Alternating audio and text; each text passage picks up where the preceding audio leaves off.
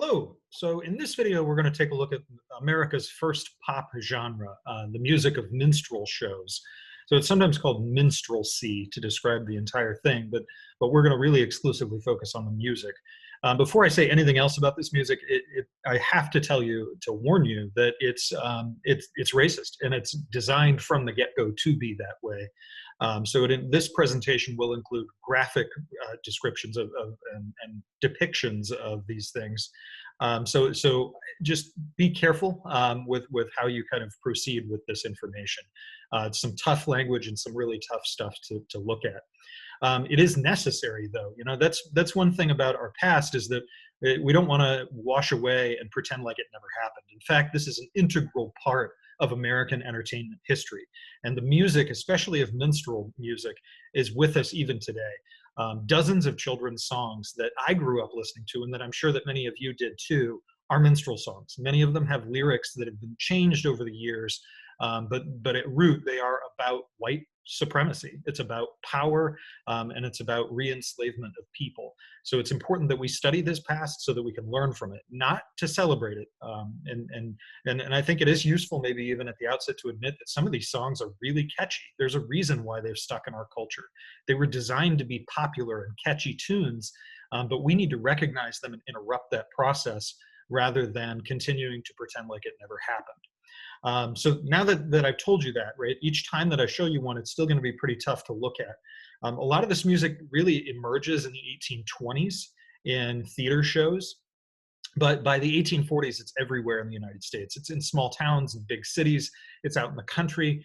It's in every region. It's not just a Southern phenomena. It's, in fact, most of all, it's actually big in New York City, which is where it began. So it's something that as Americans we have to grapple with, particularly as white Americans. The audio elements are usually there's vocals, because there's songs that are sung. They almost always have exaggerated dialects designed to mock Black people. So at root, many of the songs have these dialectical pronunciations that are designed to make fun of people. They're designed to make people feel lesser. They'll have instruments like banjos, fiddles, and tambourines. Their purpose is racist entertainment. They were all written specifically for these theater shows, where you would have a multitude of skits. Usually they had 3 acts. So you'd have like an introduction, and then the first act, and then a couple of quick little skits, then a second act, then a couple skits, and then the third act.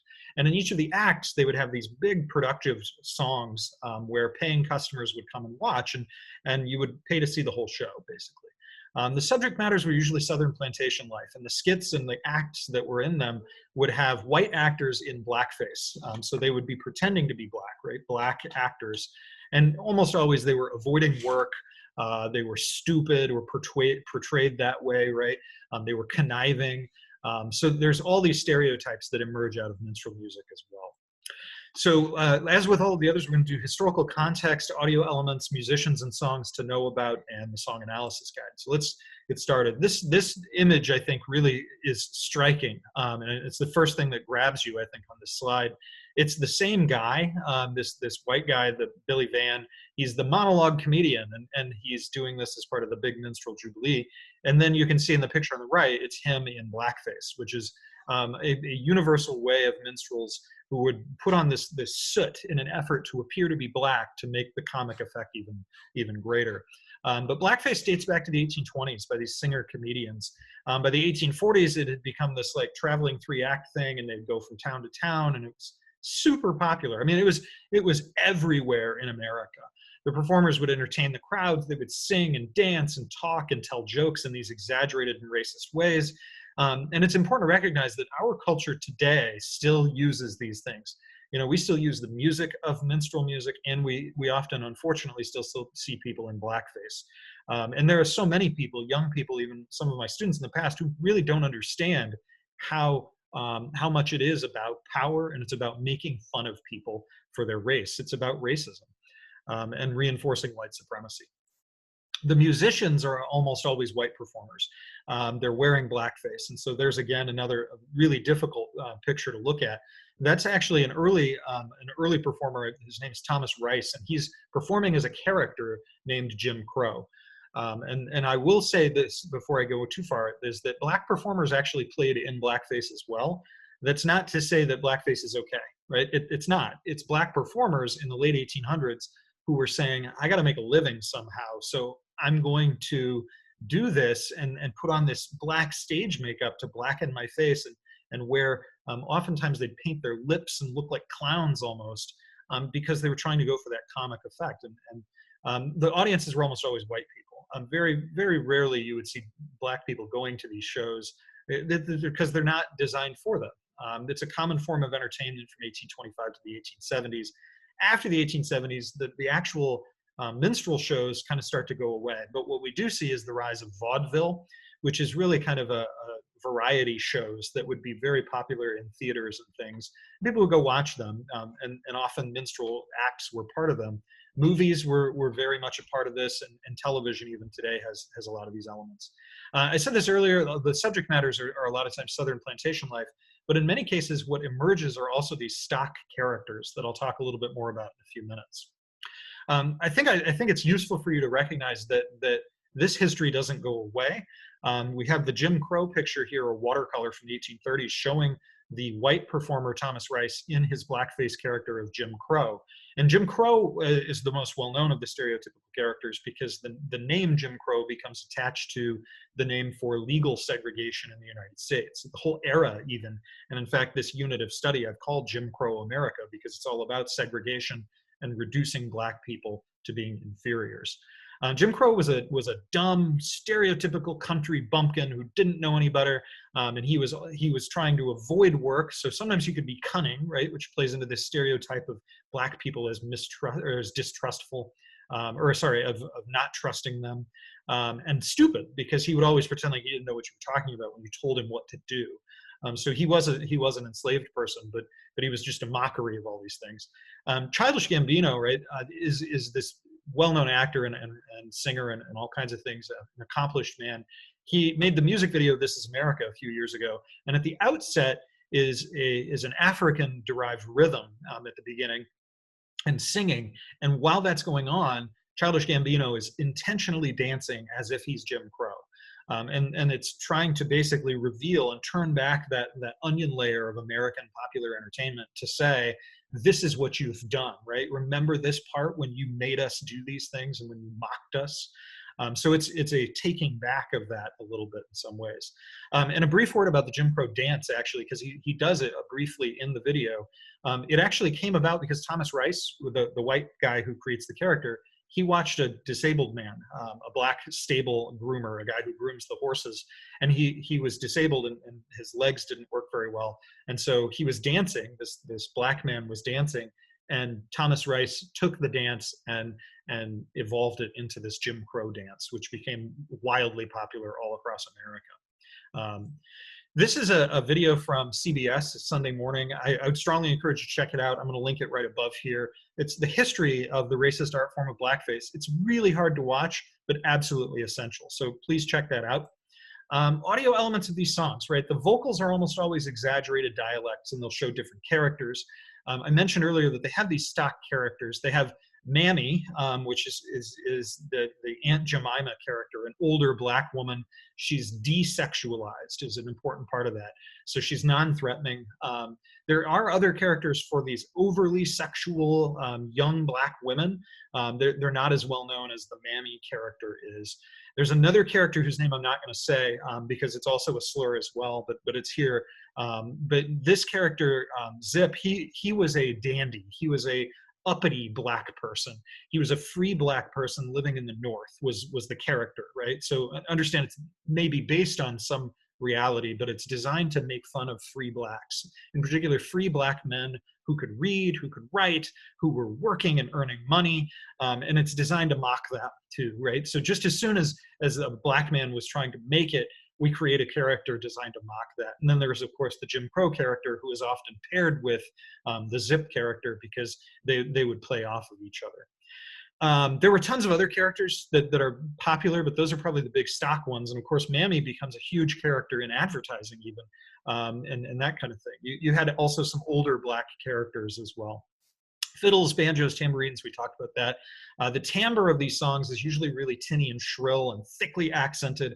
And the whole goal of this is to make it funny, right? And this is sick humor, right? It's really disturbing jokes.